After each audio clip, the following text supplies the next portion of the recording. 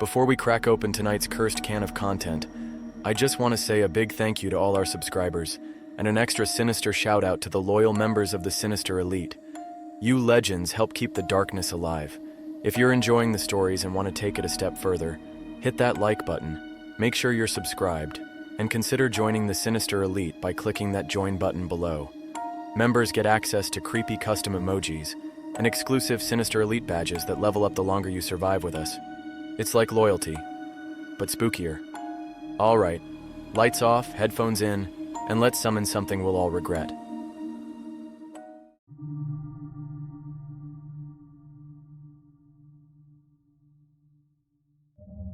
I started the graveyard shift at the Rialto because I needed money, and because my cousin Tommy swore it was the easiest gig in the world.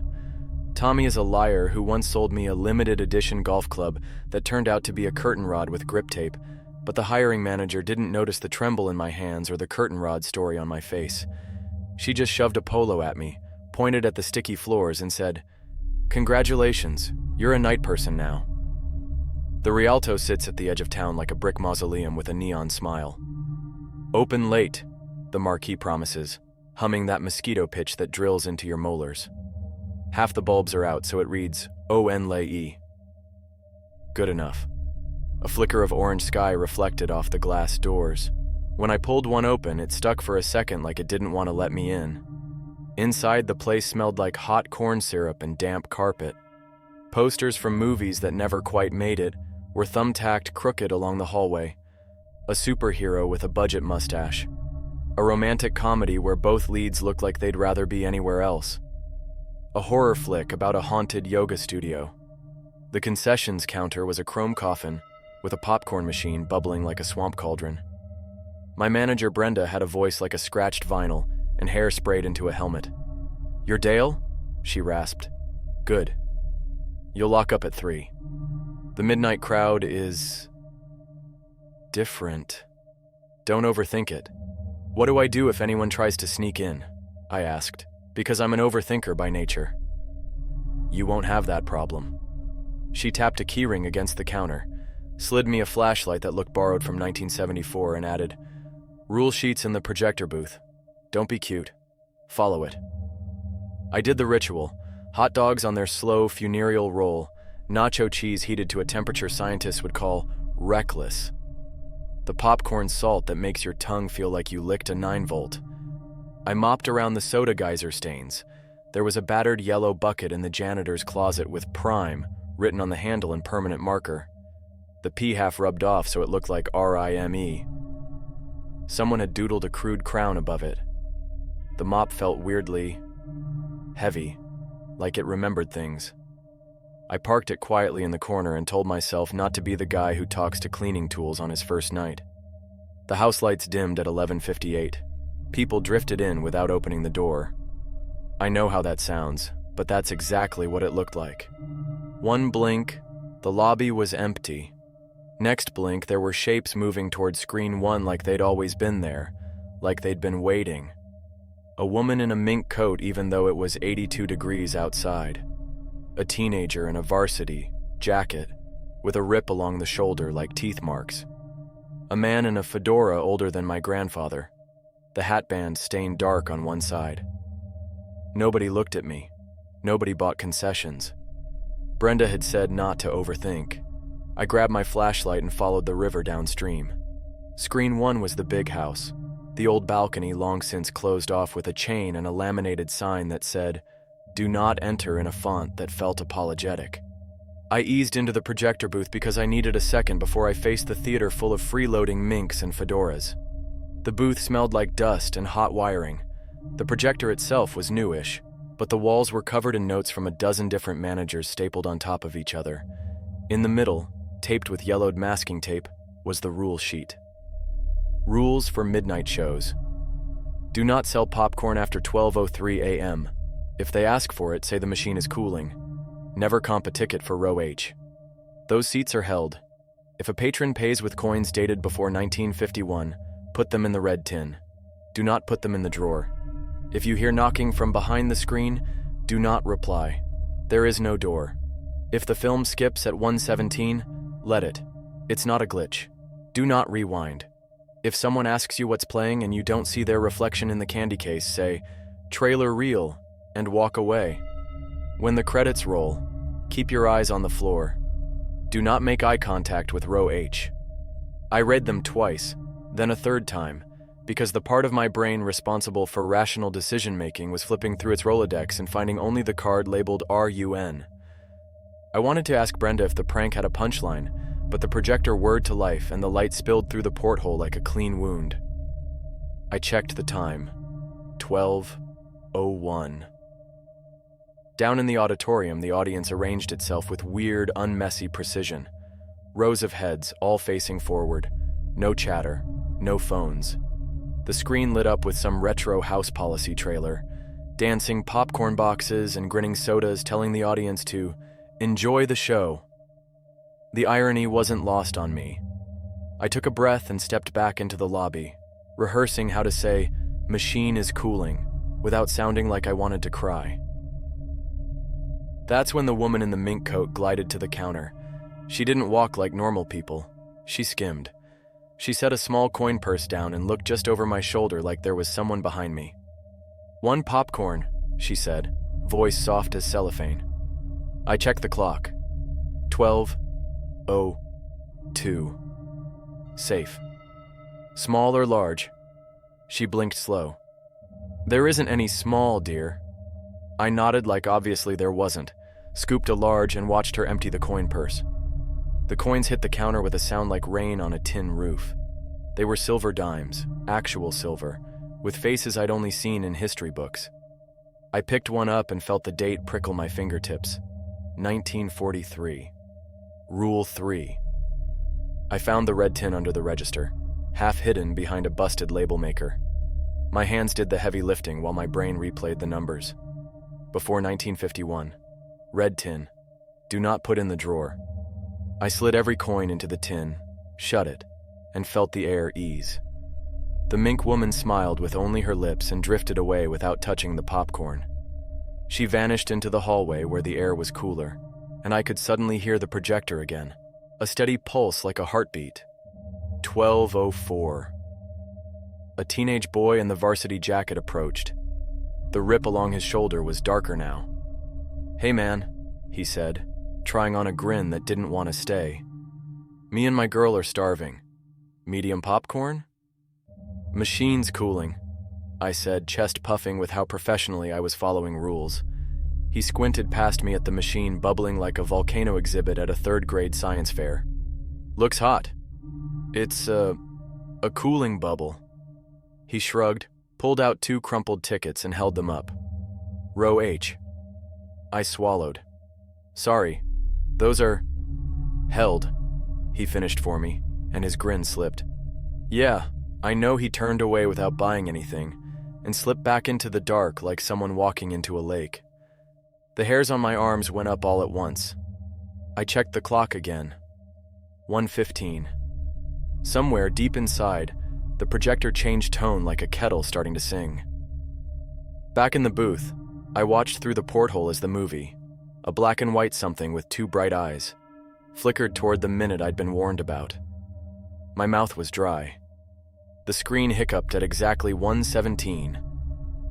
The picture jumped forward 3 seconds, then went on like nothing happened. I didn't touch a thing. My reflection in the booth window looked like I hadn't blinked in a year. When the trailer block ended and the feature title burned onto the screen, the back wall of screen 1 gave a single soft knock. I froze. The knock wasn't angry. It wasn't even loud.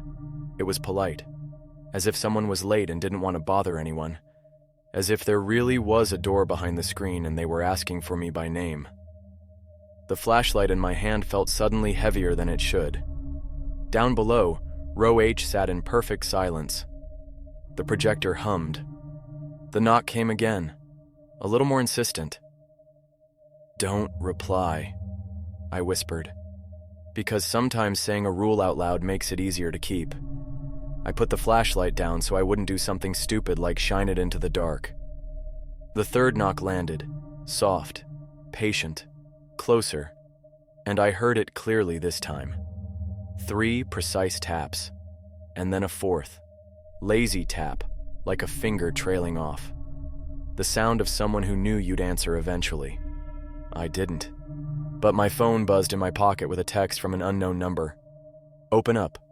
We're in row H. My stomach dropped like I'd swallowed a cinder block. The phone screen glowed against the dark booth and the number was just 000-000-0000. Cute. Totally normal. I shoved it face down on the counter like maybe I could smother it to death, then leaned against the wall trying to remember how to breathe. Down below, the audience didn't twitch. Not a throat clear, not a candy wrapper, not even the sound of shoes squeaking on sticky carpet. Just a sea of silhouettes locked on the screen. Row H looked fuller than before. I could have sworn only the varsity kid and his girl were in it, but now there were at least 6 shapes. They didn't move, didn't fidget, just sat like mannequins waiting for their cue. Another buzz in my pocket. I ignored it. The projector hummed like an iron lung, steady and endless. I kept whispering the rule to myself like a prayer. Don't reply. There is no door. Don't reply. I decided to keep busy, so I left the booth and headed down to the lobby. The popcorn machine was still bubbling like it was alive. The mop in the corner, the one with RIME scratched on it, looked like it had shifted an inch closer to the counter. I blamed my nerves. Everything felt crooked, like gravity had tilted a little to the left. I grabbed the mop handle to steady myself. It felt warm, like someone had been holding it right before me. My brain filed that under things we pretend aren't happening, and I shoved it back into the bucket. That's when I heard the first laugh. It came from screen 1. Not a chuckle, not a snort. One of those full-throated from the belly laughs like someone just saw the funniest pratfall in history. It echoed through the empty lobby, way too loud for one guy. I peeked into the auditorium doors. Every head in the theater turned at once, not toward me, toward the ceiling. I jerked back, slammed the doors shut, and muttered, "Nope. Nope. Nope." The rule sheet didn't cover that. My flashlight flickered, then went dead. Fresh batteries, too. I smacked it against my palm until the bulb came back, weak and jaundiced, like it was scared to shine. The text messages kept buzzing. I finally gave in and looked. Every single one said the same thing, stacked like spam. Row H is waiting. Row H is waiting. Row H is waiting. I was halfway to hurling my phone into the nacho cheese when the lobby doors creaked open. A man walked in, or shuffled. He wore a trench coat too heavy for summer, and his shoes squeaked like he'd walked through something wet. His face was long, waxy, almost translucent in the neon glow. He stopped at the counter and tapped one bony finger against the glass candy case. "What's playing?" His voice rattled like a VHS tape chewed up by the machine. Rule 6 hit me like a hammer. If someone asks what's playing and you don't see their reflection in the candy case, say trailer reel and walk away. I glanced down. My reflection was pale and wide-eyed in the smudged glass. His side? Empty. "Trailer reel," I croaked. Then I grabbed my mop bucket like it was a security blanket and backed into the hallway. The man's lips peeled back into something that wasn't quite a smile. "Good. Wouldn't want to miss the previews." Then he melted, no joke, melted, into the air like a drop of ink fading into water. I clutched the mop handle so hard my knuckles popped. I muttered, "Okay, Dale, just follow the rules." Pretend you didn't just watch a trench coat dissolve like Alka-Seltzer. From inside screen 1 came the unmistakable sound of applause. But not human applause. It was slow, in perfect unison, like every single hand in the theater clapped at the exact same time. Once, twice, 3 times. Then silence. I checked the projector clock. 2:47 a.m. Only 13 minutes until lockup. My chest loosened just thinking about it. That's when the lobby lights went out, pitch black. The only glow came from screen 1 down the hall. The projector's beam cut through the dark like a lighthouse flickering over the walls, And then, from right behind me, someone whispered, "Eyes on the floor." I spun with the flashlight, but the beam only caught shadows. My phone buzzed again, screen lighting my face. A new message. "The credits are about to roll." The text froze my blood. Credits? Already? I hadn't seen more than a reel of whatever nightmare film was playing down there, but the projector's hum had shifted pitch again, deeper now, like a stomach growling before a meal.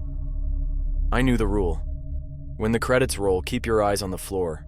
Do not make eye contact with row H easy enough, right? Except the only thing harder than not doing something is knowing you absolutely cannot do it. It's like being told not to think about pink elephants. Guess what stomps through your brain immediately? The auditorium doors cracked open all on their own. A thin beam of projector light spilled into the lobby, dust motes swimming like silverfish in the glow. I heard it. That end credit orchestral swell. Triumphant. Final. The kind of music that made you want to clap even if the movie sucked. My legs carried me forward without permission. The mop squeaked in its bucket like it was protesting, but I dragged it along. I told myself it was just a normal shift, just a normal end of a movie. Patrons get up, shuffle out. I lock the doors, clock out, grab a greasy burrito on the way home. Easy. But the crowd didn't move. Every head turned in perfect unison. Their necks creaked like theater seats snapping upright. I froze in the doorway, my flashlight beam jittering against the carpet. "Eyes down," I muttered. "Eyes down." I lowered my gaze to the sticky floor where 1,000 soda stains mapped out constellations of spilled sugar. Out of the corner of my eye, I saw something pale move in row H. A hand, maybe? Too long. Too many joints. It twitched like a spider folding itself up. Something brushed my arm. I jerked, almost looked up, but caught myself. The flashlight slipped from my fingers, rolling down the sloped aisle, beams spinning like a lighthouse in a storm. Wherever it landed, I knew it would shine upward, and I knew I wasn't supposed to look. But my eyes betrayed me. For half a heartbeat, I saw them. Row H wasn't people. Not really. Their skin was too slack, like masks stretched too thin. Their eyes were hollow sockets leaking silver light. When the flashlight beam swept over them, their heads tilted like flowers turning toward the sun. One by one, they rose from their seats, slow, deliberate, until the entire row stood facing me. My throat locked. I yanked my gaze back to the floor so hard I almost gave myself whiplash. The air pressure changed, heavy as an elevator dropping too fast. Something whispered, all voices at once. "Stay for the next showing." I bolted. I didn't care about the rules, didn't care about the mop bucket crashing over and sloshing water across the carpet. My shoes squeaked as I tore through the lobby. The exit door loomed ahead like salvation. I slammed into it full force. It didn't budge. I rattled the crash bar until my palms burned. Locked. Padlocked from the outside? Impossible. But the neon glow through the glass looked wrong. Instead of the street outside, the marquee reflected an empty parking lot under a bruised, endless sky. No cars, no buildings, just the Rialto standing in the middle of nowhere. Behind me, the credits stopped. Silence swallowed the whole building. Then, faint and deliberate, the sound of rewinding tape. The movie was starting over. The rules hadn't mentioned that. I spun, chest heaving, just in time to see row H filing out of the theater in total silence. Not through the aisles, through the screen. One by one, they pressed into it like it was soft plastic, their shapes stretching the fabric of light before they slipped completely through. When the last figure vanished, the auditorium went dark. My phone buzzed again. One message. "You looked." The words on my phone burned like acid in my brain. You looked. No emoji, no punctuation, no hint of a joke. Just a cold confirmation of what I already knew. I'd broken the rule. My first instinct was denial. Maybe they meant another Dale. Maybe row H had some other poor sap in their contact list. But then the theater doors creaked again, and I heard it. The sound of shoes dragging across sticky carpet. Slow. Purposeful. Coming toward the lobby. I ducked behind the concession counter, clutching the mop handle like a weapon. The bucket had tipped earlier, so the floor around me was slick with water. If a health inspector walked in, they'd ding me for unsafe conditions. If Row H walked in, I was about to be dinged for unsafe living. The dragging stopped. Silence. Then in that thin, reedy chorus, they whispered, "Encore." The popcorn machine sputtered to life all on its own, kernels rattling like gunfire. I nearly screamed. My flashlight, still weak, flickered across the lobby, catching reflections in the candy glass. Rows of eyes. Too many eyes. None of them mine. I crawled toward the back hallway where Brenda's office was. Maybe there was another set of keys, or a back exit, or at least a phone line that didn't connect directly to hell. My shoes squeaked in the mop water, every step sounding like a gunshot. Brenda's office door was cracked. I pushed it open and nearly gagged. The room stank of mildew and burnt sugar. On the desk sat another tin, the twin of the red one at concessions, but this one was black. The lid was already ajar. Inside weren't coins, but ticket stubs. Hundreds of them. All stamped with ROWH. Pinned to the corkboard above the desk was another sheet of paper. A second set of rules, written in thick black marker. Rules for employees who break rules. You will not leave before 3 a.m. Do not try. When they ask for an encore, give them one. Start the reel again. If Row H leaves the screen, they must be ushered back. Do not fail. Do not let them see you run. They like the chase. If you hear applause in the lobby, it means you're already on stage. Perform. My throat clicked dry. Perform? I'm not an actor. I barely passed speech class because my voice cracks like bubble wrap. And usher Row H back? That implied I'd have to get close to them. Close enough to touch. Nope. Absolutely not. Dale's not signing up for a group hug of the damned. The projector sputtered again, restarting the film. The walls vibrated with that deep hum. I clutched the mop tighter. Maybe I could use it as a lance. Maybe the bucket crown doodle wasn't a joke. I peeked into the hallway. The lobby was empty. No voices. No dragging feet. Just the projector beam cutting through the dark. My phone buzzed once more. I almost didn't want to look, but curiosity has killed more than cats. Curtain call. From the auditorium, applause erupted, louder this time, a roaring wave of synchronized clapping, the kind that made the hairs on my arms stand like soldiers at attention.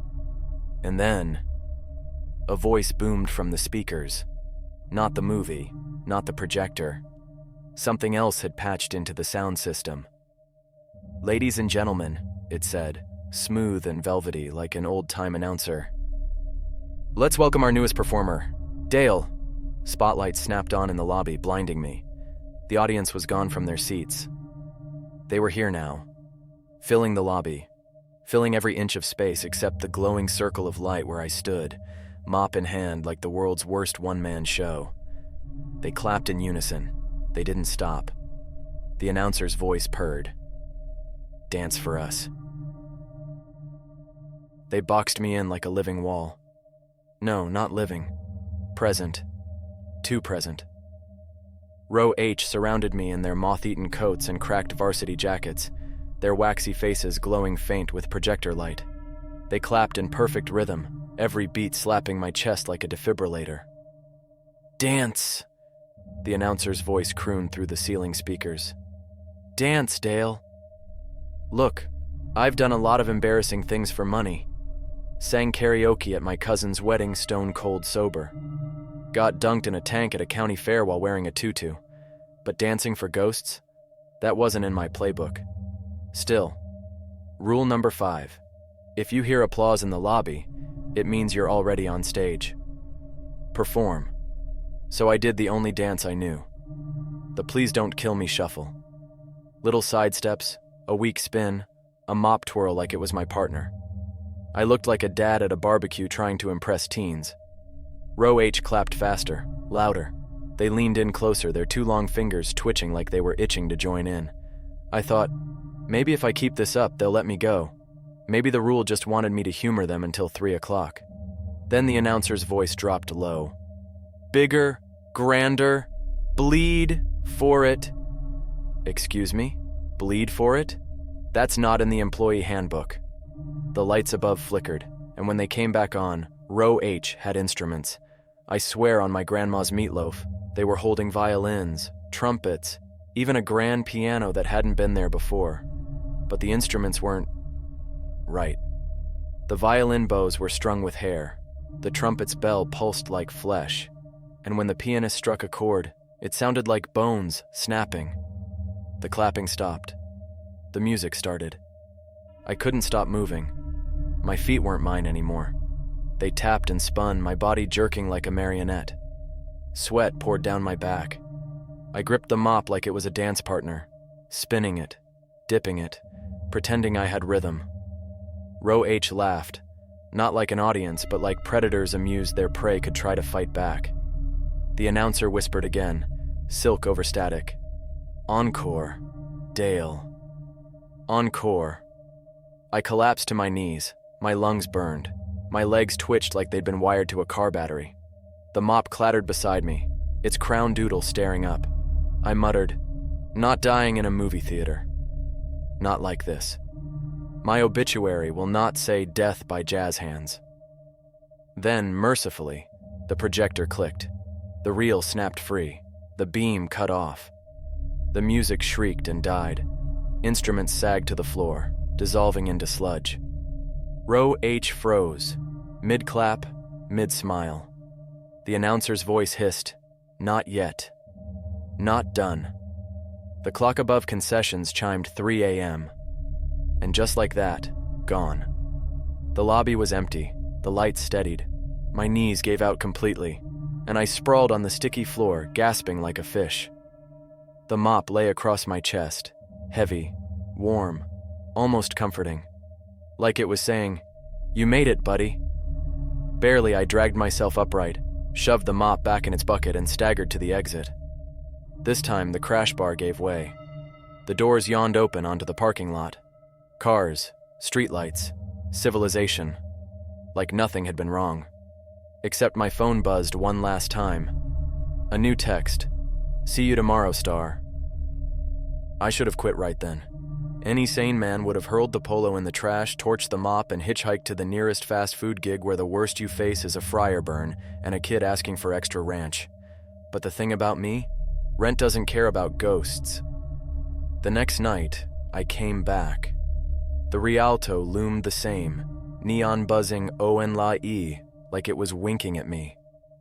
My chest tightened the second I saw the glass doors.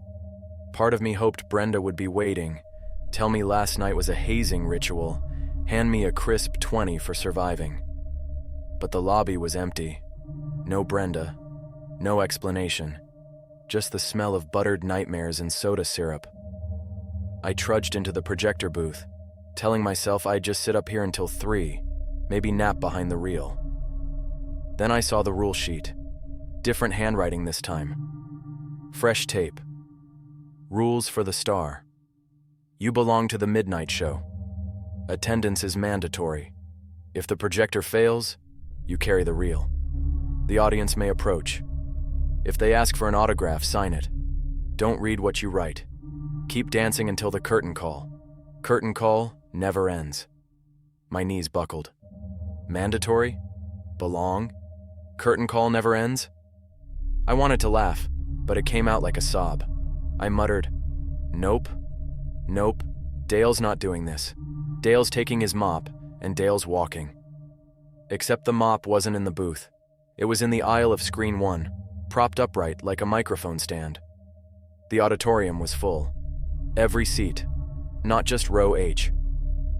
From the front row to the balcony chain, every chair held a figure, pale faces turned toward me. They clapped once, sharp, unified, deafening. The announcer's voice rolled through the speakers, sweet as poison. Welcome back, Dale. Take your bow. I froze in the doorway, eyes glued to the mop. It looked different, straighter, prouder, like it wanted to help. For one insane moment, I thought about grabbing it, swinging it like a weapon, scattering row H like dust. But the mop wasn't a sword. It was a stage prop. And I was the act. The projector fired up. The light cut across the seats, illuminating me in the doorway. The audience leaned forward, every neck creaking like old wood. Applause thundered. My phone buzzed in my pocket. I pulled it out, knowing what it would say before I read it. Once you're in the show, you never leave. The theater pulsed with sound, with light, with hungry eyes. My feet moved on their own, dragging me toward the mop. My dance partner, my tether, my curse. And as the curtains on the screen drew open again, I realized the cruelest part. The Rialto wasn't haunted because of row H. It was haunted because it needed a star. And now, that star was me.